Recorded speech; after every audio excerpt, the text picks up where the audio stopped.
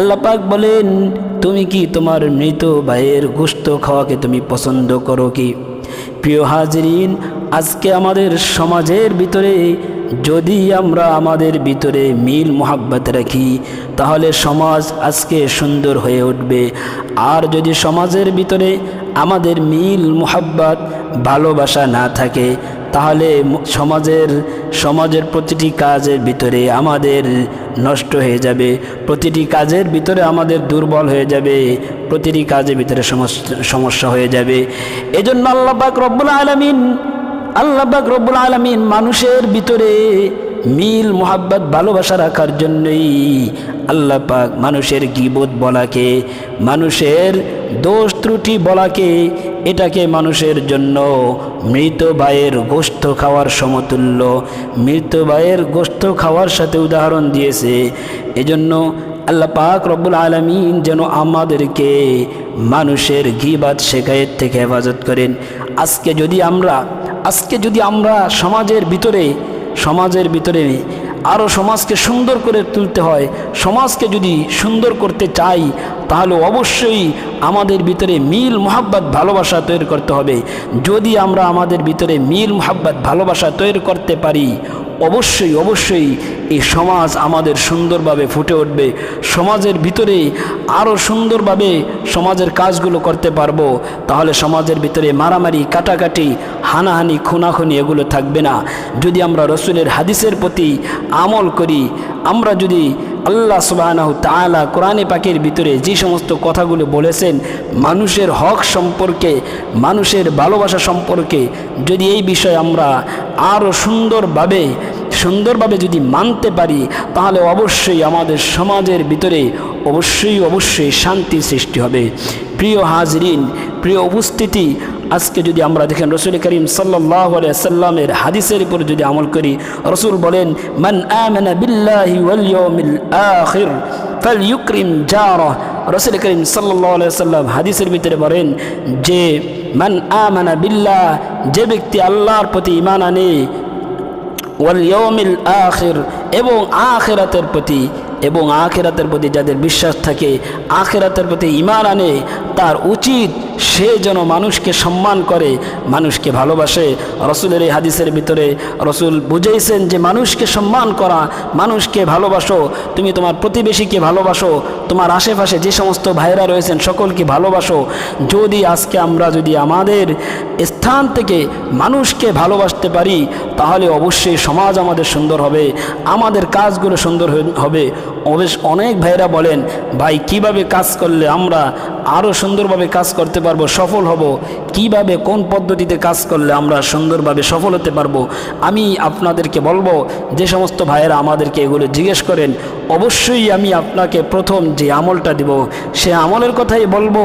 প্রিয় ভাই, প্রিয় হাজরিন, আপনারা অবশ্যই আপনার নিকটবর্তী, আপনার পাশের, আপনার এলাকার, আপনার প্রতিবেশীকে অবশ্যই মোহাব্বত করেন, তাকে ভালোবাসেন। রসুল করিম সাল্লাল্লাহু আলাইহি ওয়াসাল্লামের হাদিসের প্রতি আমল করেন, দেখবেন অবশ্যই আপনি সফল হবেন। সফল হওয়ার রাস্তা দুইটা রয়েছে, ফারিকুন ফিল জান্নাহ ও ফারিকুন ফিস সাইর। আল্লাহ পাক রব্বুল আলামিন দুইটা রাস্তা দেখেছে, একটা জান্নাতের পথ, একটা জাহান্নামের পথ। আমরা যদি যে কোনো একটা রাস্তা অবশ্যই অবলম্বন করতে পারবো। এজন্যে আল্লাহ পাক আবার দুইটা রাস্তা আমাদের জন্য রেখে দিয়েছেন। রসুল করিম সাল্লাল্লাহু আলাইহি ওয়াসাল্লাম যখন বিদায় হজের সময় চলে যাচ্ছেন, তখন রসুল করিম সাল্লাল্লাহু আলাইহি ওয়াসাল্লাম তিনাকে সাহাবা আজমাইন জিজ্ঞেস করছে, ইয়া রাসূলুল্লাহ, আপনি যদি চলে যান আমরা কিভাবে পথ পাবো, আমরা পথ চলবো, আমরা সুন্দরভাবে চলতে পারবো? রসুল সাল্লাল্লাহু আলাইহি সাল্লাম দুইটা জিনিস দেখিয়ে দিয়ে গেছেন, এক হলো কোরআন, আর এক হলো রসুলের হাদিস। যদি আজকে আমরা এই দুইটার উপরে আমল যদি করতে পারি অবশ্যই আমাদের জন্য নাজাতের পথ মিলবে। রসুল করিম সাল্লাল্লাহু আলাইহি সাল্লাম হাদিসের ভিতরে মানুষের সম্মান সম্পর্কে বলেছেন, মানুষের যে ব্যক্তি লা ইয়ারহামুল্লাহু মান লা ইয়ারহামুন নাস, যে ব্যক্তি মানুষের প্রতি রহম করে না, আল্লাহ সুবহানাহু তার প্রতি রহম করে না। আজকে দেখা যায় আমরা বিভিন্ন জায়গায় যাই, আমার একটা ভাই যদি সুন্দরভাবে চলে তাহলে আমার সেটা নিয়ে হিংসা লাগে। অনেক ভাইদেরই এমন হয় যে একজন ভাই সুন্দর একটা পদে চাকরি করতেছে, আমি চাচ্ছি যে সেই চাকরি থেকে তাকে চ্যুত করে আমি সেই চাকরিতে বহাল হই, আমি যে সেই চাকরিতে হই। একটা ভাই যদি সুন্দর একটা ব্যবসা দিয়েছে, একটা বাজারে সুন্দর একটা দোকান ভালো চলতেছে, তখন আমরা অনেক ভাইদের এমন একটা অভ্যাস রয়েছে যে তার দোকানটা কিভাবে ক্ষতি করা যায়। প্রিয় হাজরিন, আজকে যদি এটার বিপরীত আমরা যদি করি, রসুলের হাদিসের প্রতি আমল করে যে ফাল ইউকরিম যারা, তুমি তাকে সম্মান করো, তুমি তোমার প্রতিবেশীকে সম্মান করো, তাহলে যদি আমরা তাকে আরও উদ্বুদ্ধ করতে পারি, আমার একটা ভাই সুন্দরভাবে কাজ করতেছে, সে সুন্দরভাবে তার ইনকাম সুন্দর, আমরা যদি তারা আরও উদ্বুদ্ধ করি, আরও তার সাহসের দিকে আগিয়ে দেই, অবশ্যই এটাই হলো আমাদের নৈতিক দায়িত্ব, এটা হলো ভাইয়ের প্রতি ভাইয়ের স্থান। আর যদি আমরা যদি কোনো ভাই যদি চাকরি করে, তাকে চাকরি করার জন্য আরও সহযোগিতা করি, এটা হলো আমাদের নৈতিক দায়িত্ব। আমার ভাইয়ের প্রতি আমার ভাইয়ের ইকরাম, আমার ভাইয়ের প্রতি আমার দয়া, আমার ভাইয়ের প্রতি আমার মহাব্বত, এটা যদি করতে পারি তাহলে অবশ্যই সফল হব। এক ওলামা ইকরামের মজলিসে বসার পর বললেন, ভাই, জীবনে কোনো কিছু করতে পারি বা না পারি, আমি মানুষের উপকার যতটুকু করতে পারি বা না পারি, আমি চেষ্টা করব মানুষের যেন কোনো ক্ষতি আমার দ্বারা না হয়। প্রিয় হাজরিন, এই আমলগুলো যদি আজকে আমরা করতে পারি, অবশ্যই আমরা সফল হতে পারবো। সমাজের ভিতরে আমরা শ্রেষ্ঠ ব্যক্তি হতে পারবো, আমরা সমাজের ভিতরে গণ্যমান্য, আমরা সুনাম অর্জন করা ব্যক্তি আমরা হতে পারবো যদি আমরা অন্য ভাইয়ের উপকার করতে পারি। রসুল তো আরও বলেছেন, তুমি আজকে দেখা যায় একটা ভাই যদি সফল হতে চায়, একটা ভাই যদি ভালো একটা কাজ করতে চায়, আমরা তার বদনাম করি। সে যদি একটা ভালো চাকরিতে যেতে চায়, তার যদি কোনো ইনকোয়ারি জানতে আসে বা তার বিষয়ে যদি প্রশাসন জানতে আসে, অনেক ভাই যারা একটু শত্রুতাবশত থাকে বা হিংসাবশত থাকে, আমরা তার দোষ বলি। তার আমরা যত রকম দোষ না থাকলেও আমরা বানিয়ে অনেক সময় দোষ বলে ফেলি। অথচ রসুল হাদিসের ভিতরে বলেন, যে ব্যক্তি দুনিয়াতে কোনো মুসলমান ভাইয়ের দোষ গোপন রাখবে, যে ব্যক্তি কোনো দুনিয়ার ভিতরে কোনো ভাইয়ের দোষ ত্রুটি গোপন রাখবে, আল্লাহ পাক সেই কঠিন কিয়ামতের দিন, যেই দিন কেউ কারো সাহায্য করবে না, যেই দিন কেউ কারো সুপারিশ করার মতো ক্ষমতা থাকবে না, সেই দিনের কথা বলছেন আল্লাহ পাক। সেই যে ব্যক্তি কোনো ভাইয়ের দোষ গোপন রাখছে, আল্লাহ পাক কিয়ামতের দিন তার দোষ ত্রুটিকেও গোপন রাখবেন। প্রিয় হাজরিন, এজন্যই বলতেছিলাম যে যদি আমরা আমাদের পরিবেশ সুন্দর করতে চাই, আমাদের সমাজকে সুন্দর করতে চাই, আমরা যদি আমাদের দেশকে সুন্দর করতে চাই, তাহলে অবশ্যই আগে আমার সুন্দর একটা হৃদয়, সুন্দর একটা আত্মা, আমার সুন্দর একটা মন লাগবো। আমি যদি সুন্দরভাবে চলি, আমি যদি মানুষের সমস্ত কাজগুলো ভালোভাবে দেখি, তাহলে অবশ্যই আমি মানুষের একজন হিতাকাঙ্ক্ষী হব। আমি মানুষের একজন তাদের ব্যথিত আমি তাদের একজন উপকারী ব্যক্তি হতে পারবো। আর যদি আমি মানুষের ক্ষতি করি, মানুষের ক্ষতি নিয়ে চিন্তিত থাকি, তাহলে কোনোদিন আমি সফলকাম ব্যক্তি না। প্রিয় ভাই, আর একটা কথা বলি প্রিয় হাজরিন, দেখেন, আজকে এই দুনিয়ার বুক থেকে আপনার আমার একদিন না একদিন চলে যাওয়া লাগবেই, অবশ্যই এই দুনিয়া থেকে চলে যাওয়া লাগবেই। আল্লাহ পাক কিয়ামতের ভিতরে বলেন, আল্লাহ পাক কোরআনের ভিতরে বলেন, কুল্লু নাফসিন যায়কাতুল মাউত, অবশ্যই যতগুলো নফস রয়েছে, যতগুলো জীবন রয়েছে, সবারই মৃত্যুবরণ করা লাগবে। অবশ্যই আমাদের এই দুনিয়া ত্যাগ করে যাওয়া লাগবে, এই দুনিয়াতে থাকার জায়গা না। প্রিয় হাজরিন, এই দুনিয়াতে কোনোভাবেই আমরা থাকতে পারবো না, কবরে আমাদের অবশ্যই যাওয়া লাগবে, আমাদের মৃত্যুর স্বাদ আস্বাদন করা অবশ্যই লাগবে। তাহলে আমি যদি দুনিয়ার বুকে একটা ভালো কাজ করে যেতে পারি, আমি যদি সমাজের ভিতরে সুন্দর একটা কাজ করে যেতে পারি, আমার এই কাজটা আমি যদি মারা যাই, তারপরও আমি এই কাজের জন্য সওয়াব পেতে থাকবো, মানুষ আমার জন্য দোয়া করতে থাকবে। আর যদি আমি দুনিয়ার বুকে মানুষের ক্ষতি নিয়ে চিন্তিত থাকি, আমি যদি মানুষের ক্ষতি করতে চেষ্টা করি তাহলে কোনোদিন কোনো মানুষ আমার জন্য ভালো দোয়া করবেন না, আমার জন্য মানুষ অভিশাপ করবেন, আমার জন্য গাছ অভিশাপ করবেন। আর যদি আমি সুন্দরভাবে চলতে পারি, আমার যদি চরিত্র সুন্দর হয়, আমি যদি আদর্শবান ব্যক্তি হই, আমি যদি মানুষের কল্যাণ নিয়ে চিন্তা করি, আমি যদি মানুষের ভালো চিন্তা করি, আমি যদি চাই যে আমার একটা ভাই সুন্দর হয়ে চলুক, আমি তাকে পারলে সহযোগিতা করব, আমি তাকে সুন্দর পরামর্শ দিব, অবশ্যই এটার জন্য মানুষ আমাকে জন্য দোয়া করবেন, আমার জন্য অবশ্যই মানুষ দোয়া করবেন। এজন্যই তো কবি বলে গেছেন, যেদিন এসেছিলে ভবে একা কেঁদেছিলে তুমি, হেসেছিলে সবে এমন জীবন করিও গঠন, মরিলে হাসিবে তুমি, কাঁদিবে এই ভুবন। প্রিয় হাজরিন, এই কথাগুলো কবিদের যেই কথা ছিল, কথাগুলো অনেক সুন্দর। আমাদের যারা আকাবির রয়েছেন, বিজ্ঞ ওলামা ইকরামগণ রয়েছেন, তাদের কথার ভিতরে অনেক সুন্দর যৌক্তিক রয়েছে। এজন্য প্রিয় হাজরিন, আমরা আজ থেকে একটা আমল করি, একটা আমল করলে দেখি আমরা এই আমলটা করে সমাজ কতটুকু পাল্টায়। আমরা যদি মানুষের উপকার করি, মানুষের যদি সুন্দর আচরণ চাই, আমরা যদি মানুষের ভালো চাই, ইনশাআল্লাহ আমার ভিতরে সফলতা আসবে, আপনার ভিতরে সফলতা আসবে। আমরা যদি মানুষের কল্যাণ নিয়ে চিন্তা করি। আর একটা ছোট একটা ঘটনা বলি প্রিয় হাজরিন। এক ব্যক্তি, উদাহরণস্বরূপ এটা ঘটনা বলতে এটা একটা উদাহরণস্বরূপ বোঝানোর জন্য একটা কথা বলে থাকে। আমাদের একজন ওস্তাদ, বরিশালের এক ওস্তাদ যে ছিলেন, আমরা যখন ছোট ছিলাম পড়াশোনার বছরে, তিনি প্রায় জুমার বয়ানে হুজুর এই কথাটা বলতেন, প্রতিবেশীর হক সম্পর্কে বলতে গিয়ে হুজুর এটা বলতেন এবং মানুষের উপকার বিষয় নিয়ে এই কথাটা প্রায় বলতেন।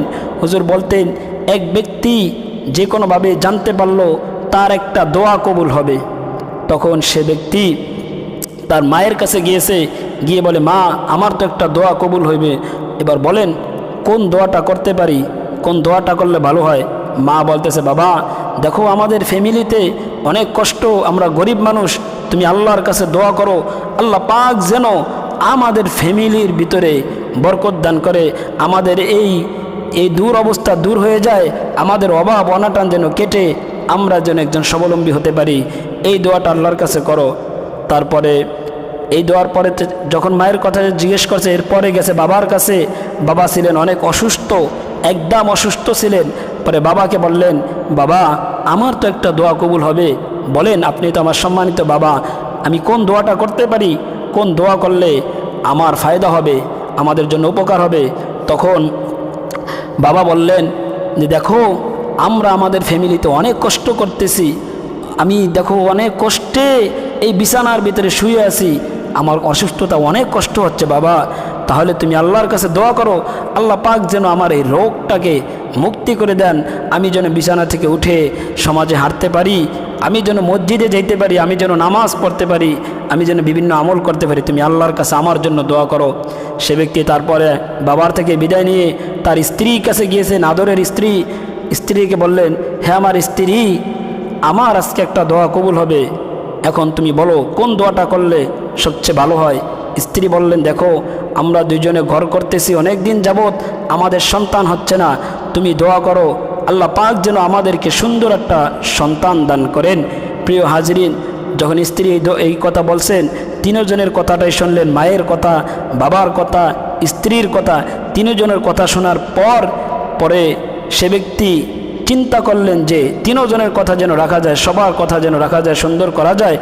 এজন্যই তিনি বুদ্ধি খাটিয়ে সবার সাথে যেন সুন্দর সম্পর্ক থাকে, বুদ্ধি খাটিয়ে সে বলল, আয় আল্লাহ, আপনি আমাকে এমন একটা সন্তান দান করেন যেই সন্তান স্বর্ণের পেয়ালাতে করে খানা খাবে, এই সন্তানকে নিয়ে আমার বাবা সমাজে ঘুরবে, সমাজে মুখ দেখাবে। দেখেন এক দোয়ায় তিনটা হয়ে গেছে।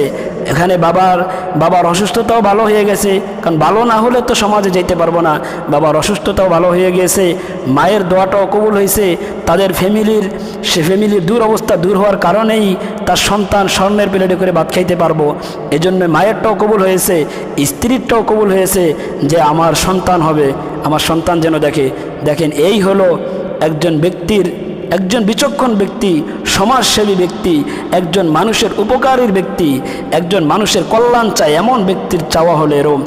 আর আরেকজন ব্যক্তির কথা হুজুর বলেছেন যে একজন ব্যক্তি সে ছিল মানুষের খালি ক্ষতি চাইতো, মানুষের ক্ষতিটাই সবসময় চাইতো, অকল্যাণ চাইতো। তো সে ব্যক্তিও জানতে পারলো তার একটা দোয়া কবুল হবে, কিন্তু তার একটা দোয়া করব নিজের জন্য একটা কবুল হবে আর প্রতিবেশীর জন্য 2টা কবুল হবে। তো সে ব্যক্তি জানা এই কথাটা যখন জানতে পারলেন, সে ব্যক্তি ছিল একটু মানুষের সাথে হিংসুটে, সে ব্যক্তি মানুষের সাথে খারাপ আচরণ করত। তো সে ব্যক্তি বলতেছে চাই তাহলে তো একটা দোয়া করলে আমার একটা কবুল হবে, প্রতিবেশীর 2টা হবে, তাহলে আমি যদি ভালো দোয়া করি তাহলে তো প্রতিবেশীর 2টা হয়ে যাবে, আমার একটা হবে, কম হবে। এজন্য সে ব্যক্তি দেখেন আল্লাহ পাক মানুষকে কত রকম মানুষ সৃষ্টি করেছেন প্রিয় ভাই, তারপরেও যদি আমরা আমল করতে পারি এই আমলের বিনিময়ে আমরা অবশ্যই পরিবর্তন হতে পারবো। তো যে বিষয়টা তখন সেই ব্যক্তি বললেন, তাহলে সে ব্যক্তি দোয়া করলেন আমার যেন একটা চোখ কানা হয়ে যায়। মানে সমাজ কেমন লোক, তারা হিংসুট, মানুষের হিংসায় কত নষ্ট করে। আমার যেন একটা চোখ কানা হয়ে যায়, তাহলে সমাজের সবার 2টা করে চোখ কানা হয়ে যাইব, বা সবার ক্ষতি হয়ে গেল, আমি কমপক্ষে তো এক চোখে দেখব। প্রিয় ভাই, এটা উদাহরণস্বরূপ কথা, এটা ওস্তাদরা বুঝানোর জন্য কথাটা বলতেন যে কেমন হওয়া দরকার, আমাদের জীবনকে কেমনভাবে পরিবর্তন করা। রসুল কাউকে আক্রমণ করে ইসলাম গ্রহণ করার নাই, রসুলের সুন্দর আদর্শ, রসুলের সুন্দর ব্যবহার দেখে মানুষ ঈমান নিয়ে আসছে। আমরাও যদি আজকে হুসনে আখলাক যদি আমরা দেখাইতে পারি, আমরা যদি মানুষের সাথে সুন্দর ব্যবহার করতে পারি, অবশ্যই মানুষ ইসলামের কথা শুনবেন। সম্মানিত হাজিরিন, আজকে আমরা যেই কথাগুলো আলোচনা করেছি, আল্লাহ পাক যেন আমাদের সকলকে সুন্দরভাবে আমল করার তৌফিক দান করেন। মানুষের সাথে সুন্দর ব্যবহার, মানুষের সাথে সুন্দর সম্পর্ক, সুসম্পর্ক রাখতে পারি। আল্লাহ পাক আমাদের সকলকে আমল করার তৌফিক দান করেন। আমার জন্য সকলে দোয়া করবেন, আল্লাহ পাক যেন আমাকে জাতির কল্যাণে কবুল করেন। আল্লাহ পাক যেন দেশ বিদেশে বিভিন্ন জায়গাতে মানুষের খেদমত করতে পারি, এই দোয়া আপনাদের কাছে কামনা করছি। আসসালামু আলাইকুম রহমতুল্লাহি ওয়া বারাকাতুহু।